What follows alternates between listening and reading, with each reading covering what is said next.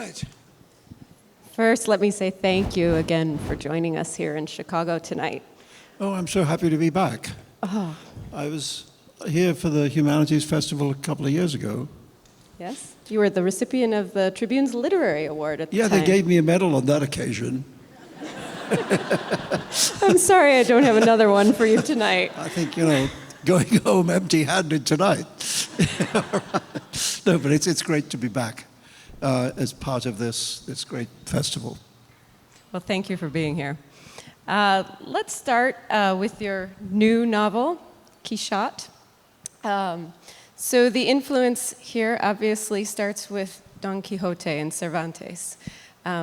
Let's start there and talk a bit about why that influenced you, and also can you speak to sort of using the Quichotte character as maybe a bit of a stress test for a classic character who's been with us through the centuries now?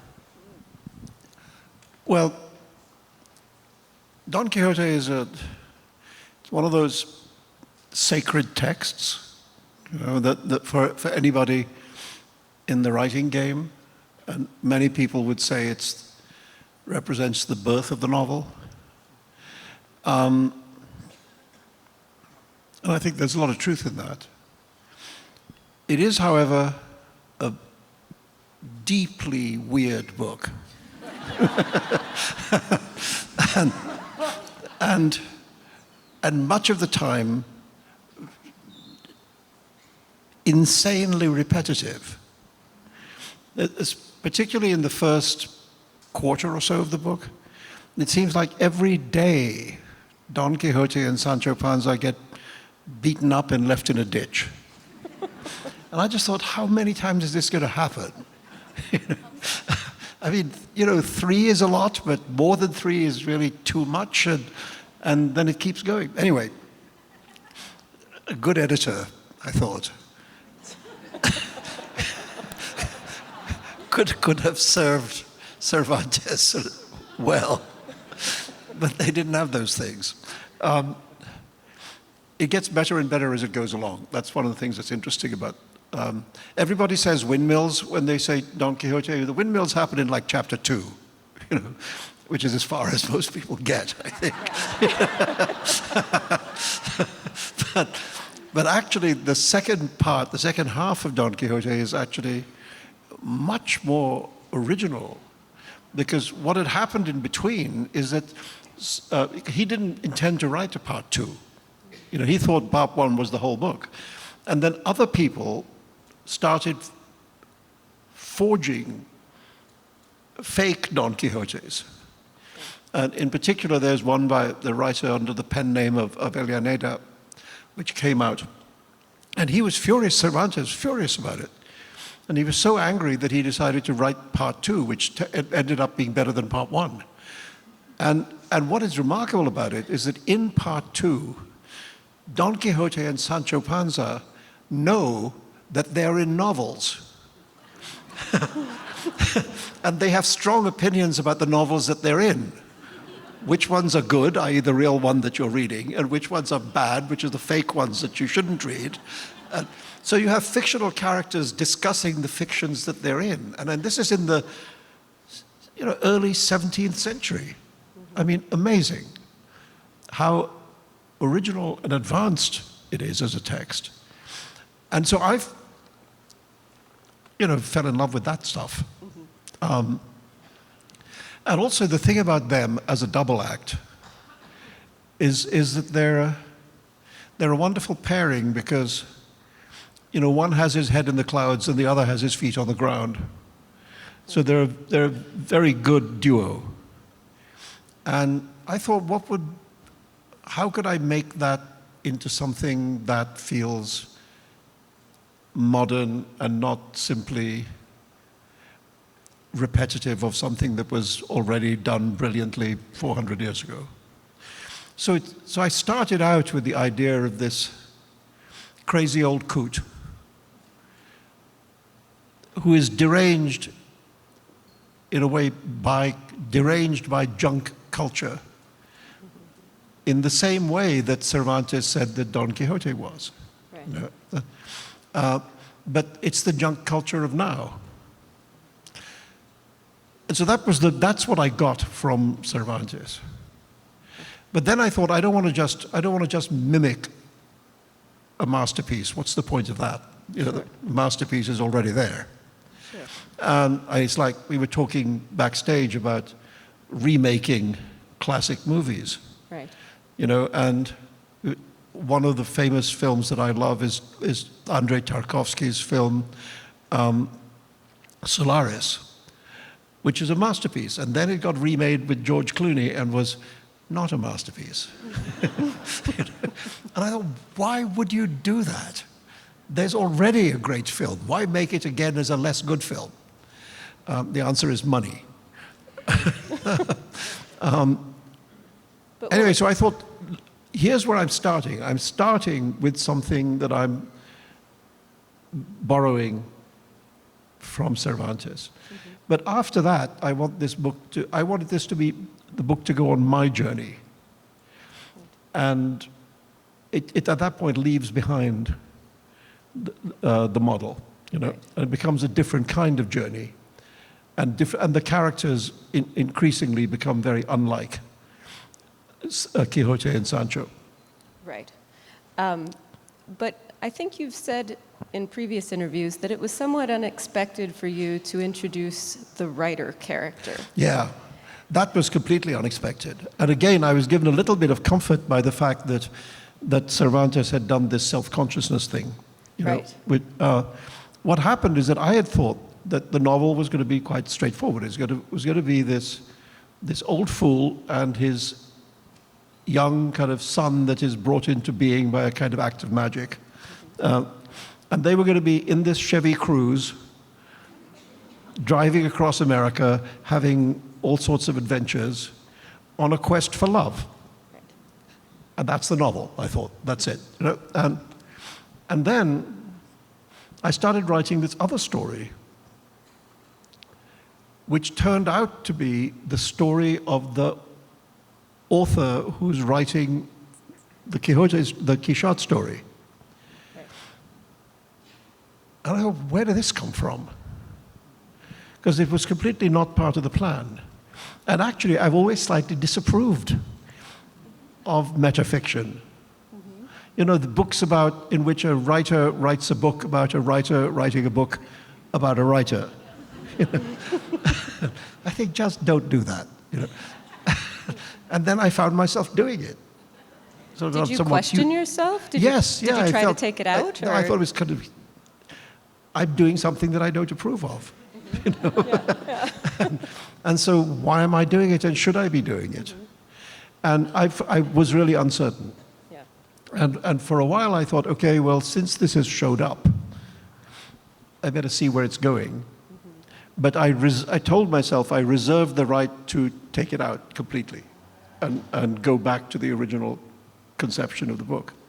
Mm-hmm. And then I began to like it, you know. Yeah. And I began to see that what was happening, that I was beginning to tell this story of how an artist's personal experience and concerns can be translated and transformed into a work of art. You know, so that the narrator or the ostensible author has issues in his life. You know, he's not as young as he used to be, and he's beginning to think about mortality. He has family issues. You know, he's alienated from a sister and alienated from his son. And versions of that, rather different versions of that, begin to find their way into the story that he's telling, the story, the Quichotte story. And in the end, I thought that's kind of interesting to be able to show how the imaginative act happens, you know, and what it is. What is the, you know, you know, we live in a moment in which everybody thinks that novels are disguised autobiography. And people are always trying to see which is the author character, you know, and I thought, well, no, let's just say something different, which is, yes, a story can begin in the personal experience of the artist. But where it ends up is a completely different story. And the journey from one to the other is the imaginative act. That's the act of creation. You know? So I wanted to write about that too. And in the end, I thought that was worth having. Well, and at the risk of being too reductive here, some of your own personal experience. Well, yeah, because the imaginary author, the ostensible author, has an author too. Right, exactly. So can you speak to a little bit of your experience that may have been filtered through? Well, I'll tell you, one of the things we were saying before is that there's a thing that I haven't talked about regarding this book, which is a very dark piece of personal experience, which is I was always very close to and very fond of my maternal grandfather, who I thought of as a kind of lovely person. And indeed, the character of the grandfather in Midnight's Children is to a large extent a kind of affectionate portrait of him, even though the character goes on a different journey in his life, but is basically based on my grandfather. And then only about a few years ago, I mean, you know, when I was pushing 70, I discovered from my sister, who had never told me, that my grandfather had been a pedophile and had attacked young girls in the family, including her. First I thought, why didn't you tell me? And she said, well, you know, because. And then what happened is that when you get a piece of information like that, it rewrites your entire history of your family. You have to throw away everything you think about your family's life, and you have to replace it with another story. The narrative isn't right anymore, you know? And the picture of the human being that you have in your head, you realize is a false picture, and it needs to be replaced by another picture, you know? Dazzling, I mean, just mind-blowing, literally, as a piece of information. And so eventually I thought, okay, I've got to write about this. I've got to include it in the book.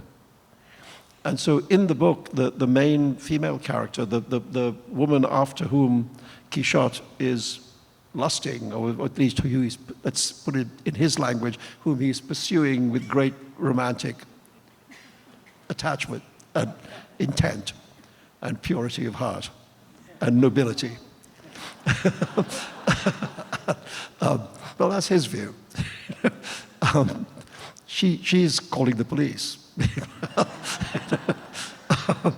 But her backstory, I thought she would have to include a version of this very personal information, and so it does. And I'm actually very glad that first of all, I'm glad that I found out this extraordinary fact, which meant that I wasn't living in a kind of fiction about my own family, you know, and then that I could deal with it. I could deal with it in the way that I deal with things, which is to write a story about them. So yeah, I mean, some of the book does come out of very deeply personal material. And I think perhaps some of the material about the relationships between brothers and sisters also. Well, fathers and sons and brothers and sisters, you know, I mean, that's to say, I've always been interested in writing about love which is not romantic love, you know, because I think what happens in novels is that love tends to mean romantic love. And in this novel, there is the kind of romantic love story between Quichotte and Miss Salma R, who has a name which is one consonant less than mine, by some mysterious chance. Anyway, and you know, there she is, and she's on television, and she's famous, and she's beautiful, and she's powerful, and she's rich, and she's like 1,000,000 miles out of his league. But he believes that he loves her and that love will find a way, you know. So romantic love is treated, I mean, in a way comically. Right. You know, not by the end of the story, because it takes a funny twist at the end, which I'm not going to tell you. But for a lot of it, it's treated absurdly. Right.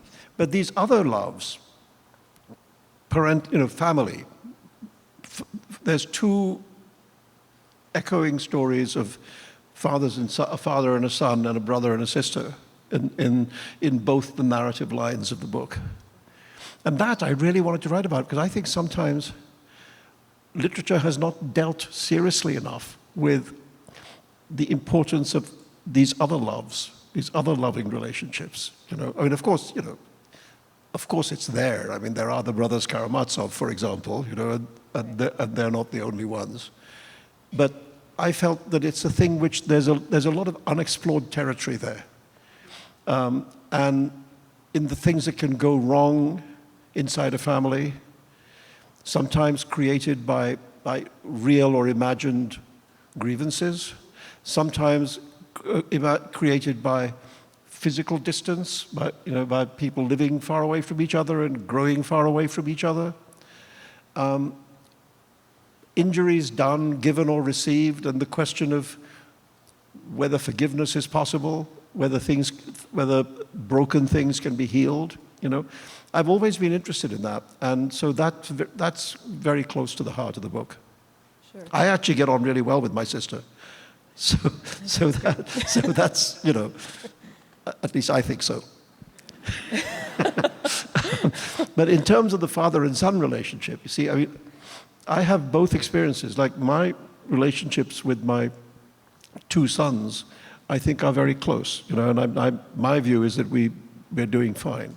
But my relationship with my father was very bad, so until very, very near the end of his life, when we were able to get closer again, which I'm grateful for that happened. But so it means that I've experienced the father-son thing from both sides, and that gave me a way into it. And so, yeah, I mean, I think, the book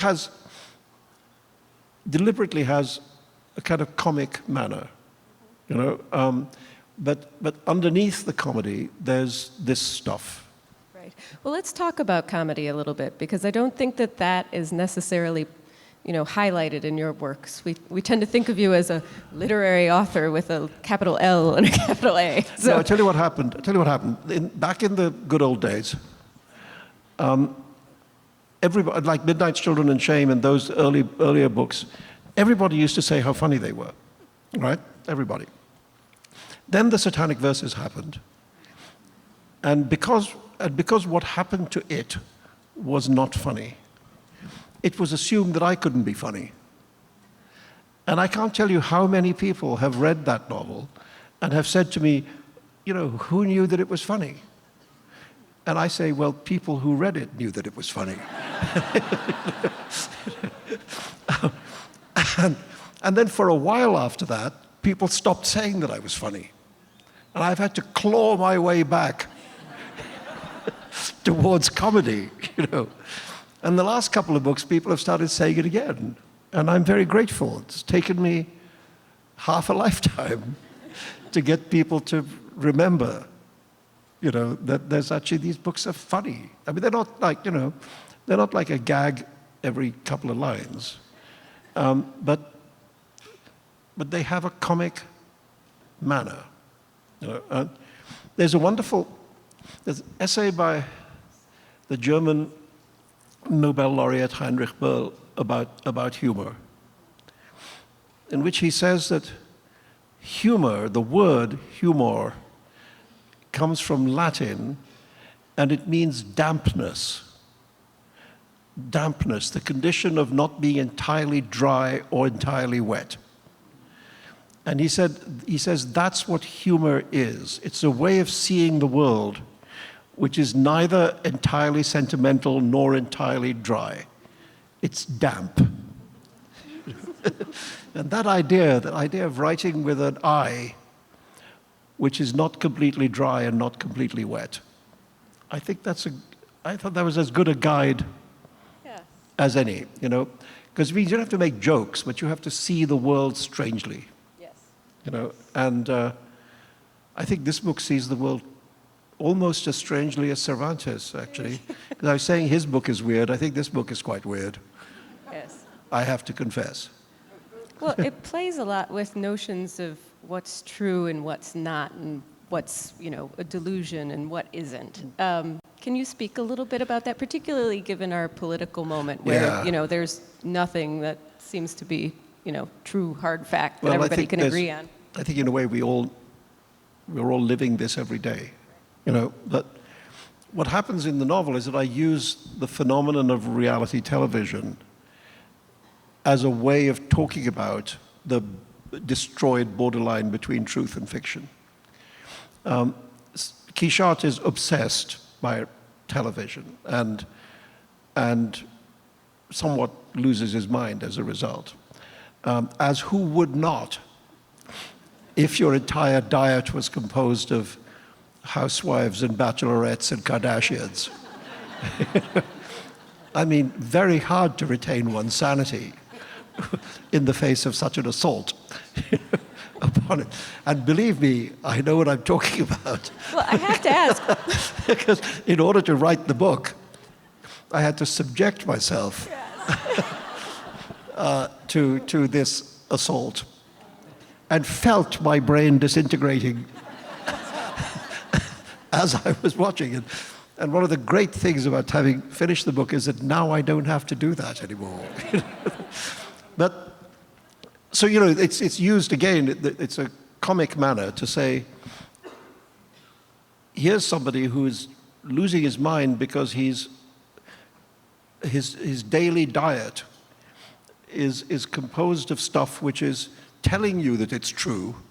It's called reality, but in fact is absurdly untrue, that is manipulated, massaged, highly fictionalized.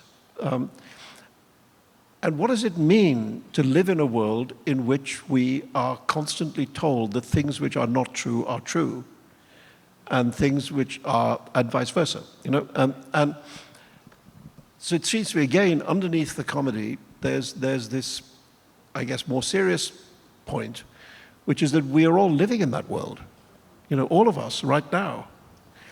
And it does something to our ability to judge the truth, to our ability to tell facts from lies, because every day there is an attempt to blur these things. And so I thought, how do I write about that? And how do I write about it in a way that isn't like preachy and that doesn't need to mention the name of the occupant of the White House? Whose name is not mentioned. In fact, I forget his name. Well, and that is, your work for the last 3 novels in particular has written very much up against the present moment, which feels like a risky move creatively. Very dangerous. You're told not to do it. So why? Why would you take that I'm risk? not very good at being told not to do things. The thing that there's a wonderful passage in one of Hemingway's bullfighting books. I think it's in Death in the Afternoon, but where he I'm trying to get the sentence right. He says the great matador works closest to the bull. Let's say, if the bull's over there, it's not very dangerous and it's not that exciting. But if the bull is brushing your thigh as it goes by, then every move you make has to be perfect. Otherwise, you're going to get a horn in your side, and it won't look good to the audience, and also not that good for you. And I've always thought this thing about writing right up against the present is like that. It's working close to the bull. If you get it wrong, you're dead. And the book is dead. And within 5 minutes begins to feel like yesterday's papers, and who cares? But if you get it right, looks pretty good. And there are many instances in the history of literature where writers have managed to do this. I think Fitzgerald did this. I think Fitzgerald was writing Gatsby right up against that moment. And indeed, one of the criticisms of Gatsby when it came out was that it was too gossipy and, kind of ephemeral. That was wrong. because actually he did the great thing, which is to capture a moment and make it his. You know, I think Edith Wharton, I think The Age of Innocence does that, you know, and etc. You know, so I think there are instances from which one can draw some strength if you try and do this, which shows that it's actually possible to do this and to write something of enduring value. You know, the flaw in that argument is that you have to be Scott Fitzgerald or Edith Wharton. It's like saying this works fine, you just have to be Shakespeare. Or weren't you writing up against that a bit in Midnight's Children as well? Yeah, there was a moment, Midnight's Children goes over a period of 60 years. So it goes from being a historical novel to being ultra contemporary. And I mean, the biggest risk in it really was that at the very end of the novel, the last passage of the novel, when it's writing about the period of the mid-70s, which is known as the emergency, which is when Mrs. Gandhi suspended democracy for like 2.5 years. And I'm writing about that period, and it's still going on. And I remember thinking, I don't want to end the novel with India in this strange condition, this strange anti-democratic condition. And then I thought, but I can't end it in the book if it hasn't ended in the world. So what do I do? And then Mrs. Gandhi solved the problem for me by holding a general election, which she thought she was going to win. Because, like many tyrants, she thought she was more popular than she was. I'm not making any comparisons. And instead of winning, which all her little circle of sycophants had told her that she would, again, not making any comparisons to any other circle of sycophants that you may have in your minds. Instead of that, she lost resoundingly. She was drummed out of office. I mean, I felt like sending her a letter saying, thank you, because you've given me the end of my book. That was quite scary, because I literally didn't know how to finish the book. And then the world gave me the answer. You know? So yeah, I mean, I've been playing with this stuff for a long time. And I mean, hopefully getting better at it, I don't know. But it's an interesting thing to do, to try and capture the moment that you're living in. And as I say, if you do it right, great. If you do it wrong, the book disappears pretty fast. Yeah, we were talking backstage a little bit about how the pace of your publishing seems to have picked up a bit in the past few years. The last 3 books have come out at 2-year intervals. Yeah, I mean, I don't know how that happens, because I've always thought of myself as quite a slow writer, you know. And I've 3 times taken 5 years to write a book. You know, I think Midnight's Children, The Satanic Verses, The Ground Beneath Her Feet took 5 years each. The Moor's Last Sigh took 4.5 years, so almost 5 years. You know. And then suddenly there's this burst, you know. And I mean, even to the point that my younger son, who's now 22, said to me when this book came out, he said, Dad, are you writing more books these days? He said, because when I was younger, I don't remember there being so many books. And he's right. And I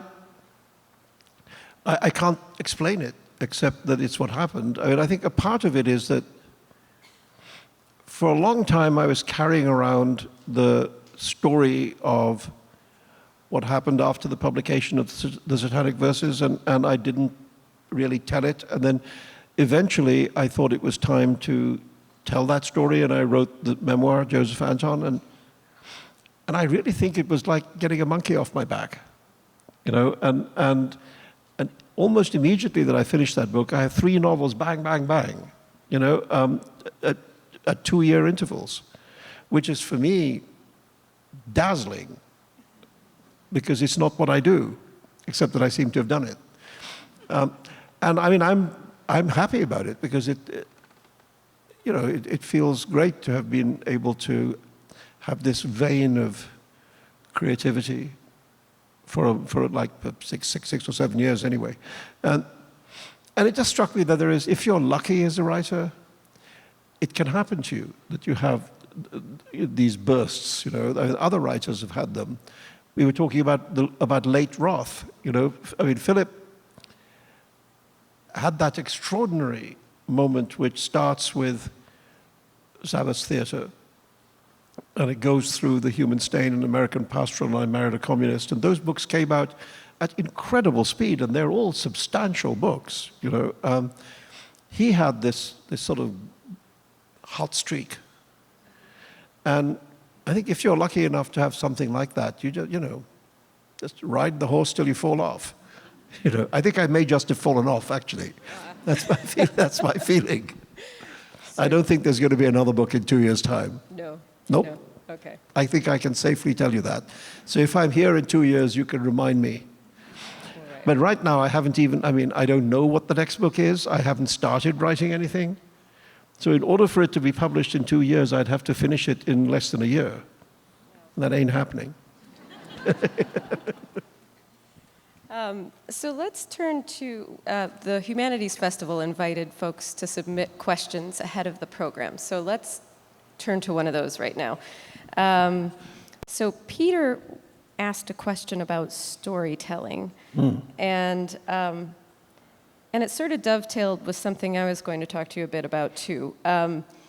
James Wood in The New Yorker, he was actually writing about David Mitchell. He was talking about the blurring line between storytelling and literature, and how he felt that literature was in decline and storytelling was on the rise. And I'm just going to read a bit to set this up, if that's okay. James Wood thought that. James Wood thought that, yeah. So he wrote, "Meaning is a bit of a bore, but storytelling is alive. The novel form can be difficult, cumbrously serious. Storytelling is all pleasure, fantastical in its fertility, its ceaseless inventiveness, easy to consume, too." Now, you are gifted on both sides of this coin, but I wonder if storytelling... He's wrong again, James. Yeah, he's wrong again.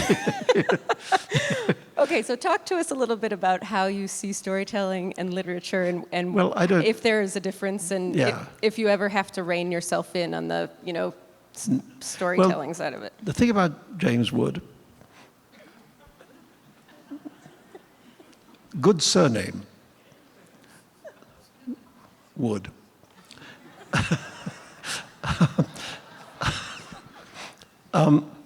Is that James is very brilliant, but has a very narrow conception of what literature is.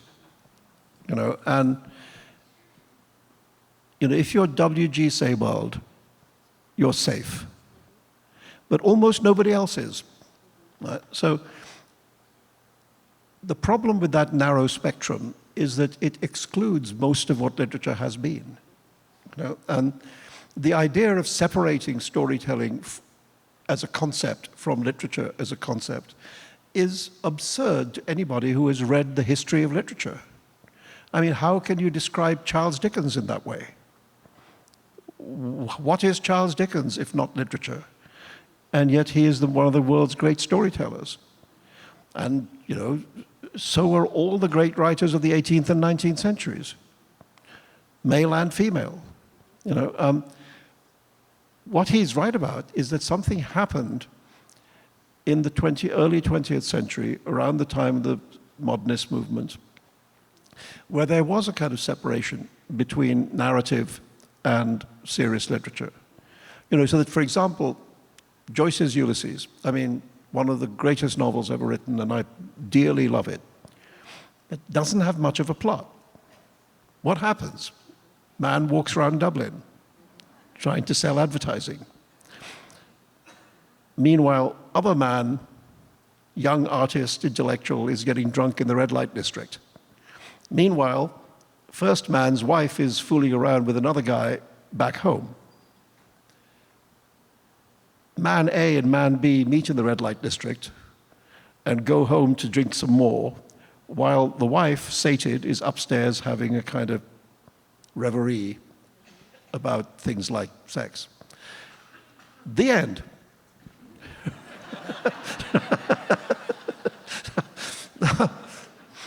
Now, this would be the most boring book ever written, were it not for the fact that it is written in the most brilliant way that almost anybody has ever written anything. So there's an example of the separation of literature from storytelling. I just think there's no reason for these things to be separate. It may have happened at a certain point in literary history that there was a separation, but it's not a necessary separation. And my view is, especially if you're trying to write a big book, if you're trying to write, a book which is panoramic and which tries to embrace an enormous chunk of the culture and put it and bring it in, then you better have something which interests people that keeps them turning the pages. And the metaphor I've always used is that if you're going to build a big car, you have to put a big engine in it. A big car with a small engine, not very sexy. It's got to, and the story is the engine, always. Throughout the history of literature, story is the engine. It doesn't mean you have to sacrifice character or language or thought or any of the other things that literature requires. You don't have to do it. Read Dickens, read Thackeray, read Fielding, read, for Pete's sake. This is the history of the form, and so I don't accept that separation is a real separation. I know that James would think so. I rest my case. Well, since you brought up cars, let's double back a little bit. You wrote this, it's very much a road trip novel in a sense. And I noted that it comes just a couple years after you got your American citizenship. The road trip feels like a quintessentially American thing to me. Yeah. Is that, well, does anything it have actually to do started a little before. When I turned, 6 years ago, when I was 66, I conceived the idea that I should drive down Route 66. That was my little fantasy about being 66 years old. Right? And then I never did it. And I always felt really disappointed that I had not done that little fantasy thing. And so the idea of a road book started then. And I thought, well, if I didn't really do it, I can do it in my head. And not necessarily Route 66, but yeah, a road novel. And actually, for a little while, I thought I might not do it as a novel. I thought I might write a travel book, a kind of de Tocqueville kind of discovering America kind of book, getting behind the wheel of a car and just going and seeing what there is to see, and having happen whatever happens, And I thought about that, and then I thought, no, I want to make it up. And I want to not deny myself the tool of the imagination, and to be just dependent on the happenstance of whatever may or may not happen. So yeah, so then it ended turned into a novel. But one of the books I remember, when I was at the point where I was thinking of it as maybe nonfiction, I read a book that I don't know how many people read anymore, which is Robert Pirsig's book, Zen and the Art of Motorcycle Maintenance. I mean, I hadn't read it since the 70s, but there it was on my shelf, so I picked it off and had a look at it. And what I thought is, okay, so never mind about Zen, and I'm not so interested in motorcycle maintenance, so that leaves and. And the and in the book is the father and son relationship. Is his father and son on a motorbike, driving across America, riding across America, partly in order to try and forge a closer relationship. And I thought that's I want to write about that. And so that fed into what we were talking about earlier about trying to write about these family relationships. So that was a family relationship plus road. But I, of course, did think about a lot of road stuff, because you're right that American art is full of the road, and not just Cormac McCarthy, but, Easy Rider, Not so much Kerouac, because the point about On the Road, which I like a lot, I'm not dissing it, but the point about On the Road is that the journey has no purpose. It just is. Whereas I wanted to write a book about a quest, about a journey which has a very striking, detailed, precise purpose. So Kerouac, not so helpful. But a lot of this other stuff, yeah. I mean, I've spent my life watching road movies, things like that. So yes, that was very much in my head. Can I ask, now that you have your citizenship and the past 3 novels have had such an American flavor, how do you identify yourself? Cautiously. Do you think of yourself as an American novelist? I mean, I do. I don't think they do. I'm not sure that in the public mind I'm thought of as an American novelist. But I'm an American citizen and I'm a novelist. So what does that make me, And actually, the interesting thing, I think, about this question is that I think something very interesting is happening in American literature right now, which is that it's being transformed by really 2 groups of writers. One is writers of color, and the other is immigrant writers. So I think, African-American writers, it seems to me you could make a real case for the fact that they're taking over, whether it's in all different forms. The last 3 poet laureates have been women writers of color. I mean, right now, Joy Harjo, who is the first indigenous ever poet laureate, and before her, Tracy K. Smith, and before her, Natasha Trethewey.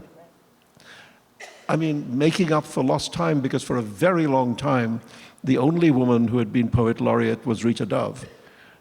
And then an army of men, as usual. And now suddenly, this interesting change. And then, if you look at fiction, you have, Jesmyn Ward winning the National Book Award twice before she's 30, and Ta-Nehisi, who I always thought of as a nonfiction writer, was now blessed by Oprah, so now he's a great novelist.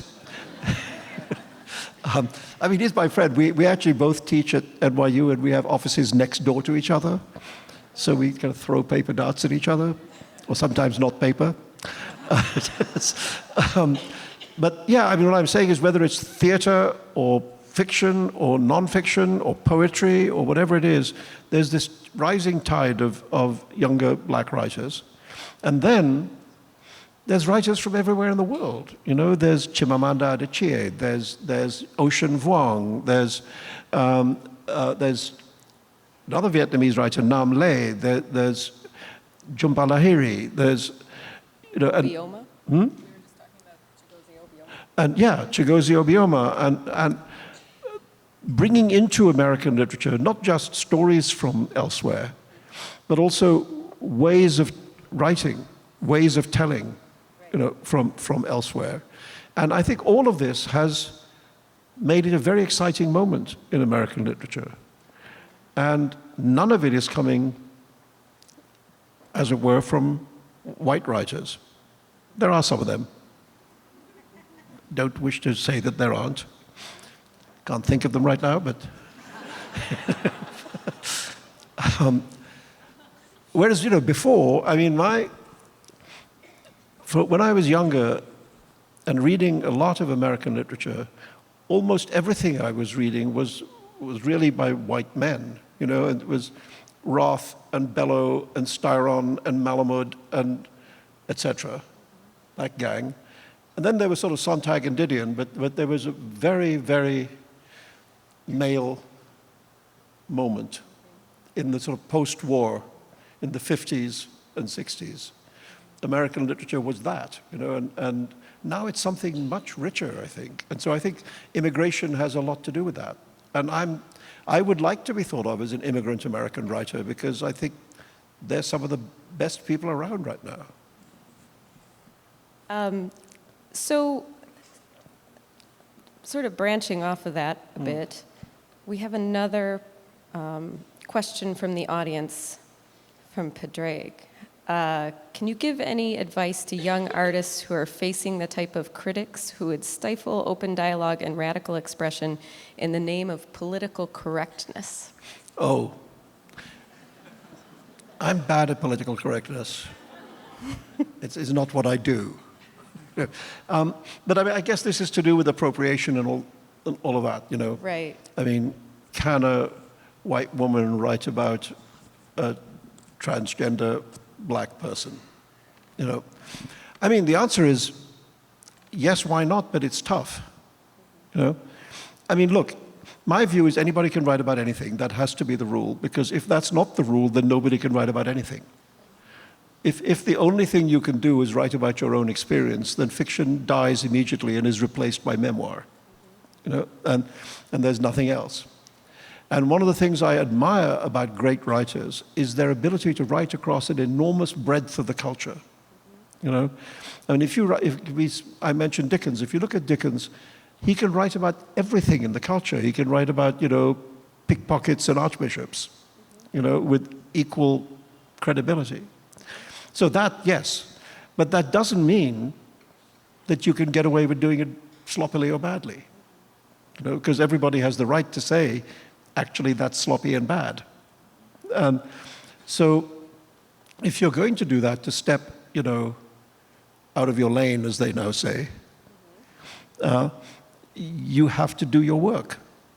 You know, and I mean, I had this, when, not in this novel, but in The Golden House, there's a transgender character. There's a character who's at least very conflicted about gender, and being very, I mean, he's very upset about it. And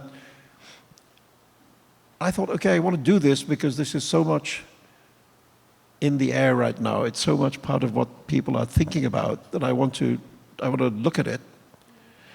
But, you know, I've never been that person, which means I have to find out about it.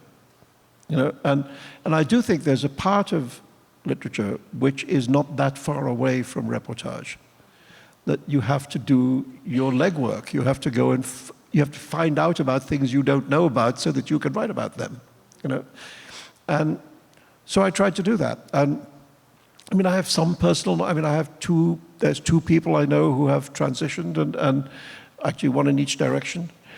And in both cases, I would say that they're pretty successful transitions, and they're happier people than they were before. You know, so that's a little foothold into the subject. But then you have to go. You know, you have to go into rooms you don't normally go into, and you have to ask questions and talk to people that you wouldn't normally talk to or know, and you have to do your work. After that, you do the best job you can, and then you offer it to people, and you hope they see that you've done it seriously. That's completely legit, I think. And I was actually enormously surprised and really not a little relieved that when The Golden House came out, nobody trashed me. I thought, did nobody read it? But that appears not to be the case. It appears to be the case that some people read it. And nobody trashed me. And that actually now that it's whatever, it's 2 or 3 years later, I'm quite comforted by that. I'm quite proud of that, because it means that maybe people could see that a serious effort was being made to write about something which is not the writer's personal experience. You know? So my view is, yeah, of course you can do it, but it's hard work. It's not easy just to sit at home and think, oh, I'm going to write about what it's like to be X or Y, you know, which is remote from my own experience. That won't work. And you will get trashed, and you should be trashed, because you're being superficial and lazy. So if you're going to do it, you have to do the work. Well, and you mentioned readers. I have to admit, I'm very curious as an editor. What is it like to edit you? Me? Yeah. Oh. Do you share drafts early on? Do you have readers who you trust? No, I mean... Do you fight for every word, or...? No, what happens is this, that I'm very reluctant to show work in progress, because I think work in progress is very fragile, and often it's provisional. You don't exactly know what you're doing. And if you show it to somebody who says, well, it's kind of, I don't know what you're going, then you get upset and depressed. And it can be damaging to the work. So what I try and do is to bring it to a point where I think I can't make this any better now. I think this is as close as I can get it. And at that point, I become very interested in what people have to say.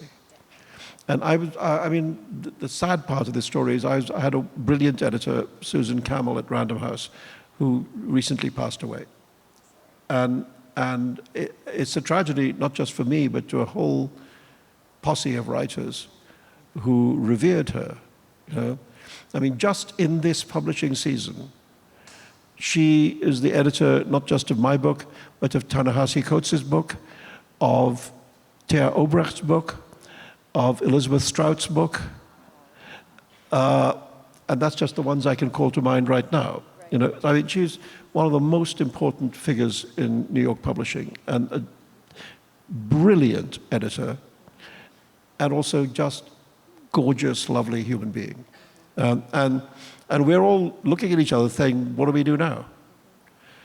So the answer to your question is, yeah, there's a point there where I want somebody that I respect to read the book as closely as they can. What Susan did with my books, she would read them like 6 times, and then she would come around and she would sit across the desk from me for like 7 hours. And this is a woman, she's not just my editor, she's running Random House. She's the publisher at Random House and like 5 other imprints. She's a busy woman. But she would make infinite time for her writers. She would sit there, she wouldn't look at her email, she wouldn't check the texts. She'd work with you for 7 hours. And everything she said, you don't necessarily agree with everything, but everything she said was worth thinking about. Then she'd go away, then she'd send you her edited manuscript with her margin notes. And her notes were written in really quite faint pencil, in borderline illegible handwriting. So you had to work really hard to see what the fuck she was saying.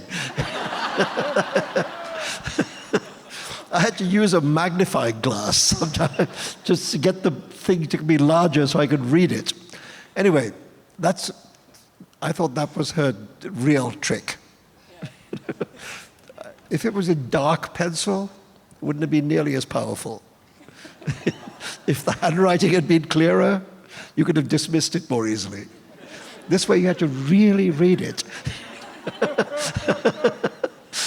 Anyway, so there were a number of things that she suggested about this book, which she would always preface her remarks by saying, you don't have to do anything. Right. Which was a lie. But there are things that she suggested which enormously helped and clarified the book. Can you give any examples that we would understand? Yeah, there were 2 chapters where she had structural problems, where she thought the sequence of events was unclear and needed to be clarified. In one chapter, she had a feeling that there was just too much in it, and it needed to be spread. And in another chapter, she had a problem with one of the characters' sort of internal monologues, which she felt didn't ring true. And she thought I should look at 1 or 2 aspects of that again, because she said, I love the character, but I don't think he would think like this. And in both cases, I really thought about what she said, and I did revise both those chapters, and the book is enormously improved by that. And I'm, grateful to have had somebody who is who is a deeply sympathetic reader. Let's say a bad editor is trying to make your book into something it's not. A good editor is trying to make your book into the book it is, but you weren't able to see everything about what it should be. And also, the really good editor will never tell you the solution. They'll put their finger on the problem. They will say, here, something wrong here. And then you have to find the answer. I mean, Susan was a genius. She's a great editor. And I mean, if you think about the writers I've just named, they're not like each other. You know, they're very, very varied. And she was as good at nonfiction as at fiction, by the way. You know, and she was able to inhabit the text sympathetically, so that she was not trying to write her book. She was trying to make your book better. You know, and I don't know what I'm going to do. You know, but there we are. At least I was lucky to have her for this little burst of books that you were mentioning. Yeah. I mean, she's the editor of all of them. Oh, wow. Well, I'm sorry for your loss. Yeah, no, I mean, I think there's a lot of us, really, who are sending each other messages saying, essentially, WTF. Yeah. And not knowing where to look to replace that lost voice. Well, and what happens? Do they assign you a new editor? Or yeah, I guess that'll happen, and then we'll see. Yeah. Well, I've been given the warning that we're actually going over, so okay. Well, I think this will be the last question. Okay. All right, short answer. Yes. So there's a passage in the book that just left me wondering. I'm going to read it here, and I won't do it justice, but what vanishes when everything vanishes? There is nobody left to tell the story, not the whole grand story of everything, not even the last sad story of how everything became nothing, because there is no storyteller, no hand to write or eye to read, so that the book of how everything became nothing cannot be written, just as we cannot write the stories of our own deaths, which is our tragedy, to be stories whose endings can never be known.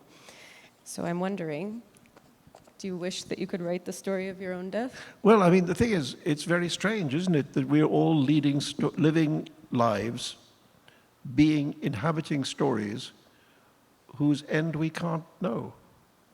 So here we are, all of us, unfinished stories, and we don't know the ending, and we never will. Why do you think we like books which have endings? So true. Well, I think we perhaps should wrap it up on that note. Yeah. But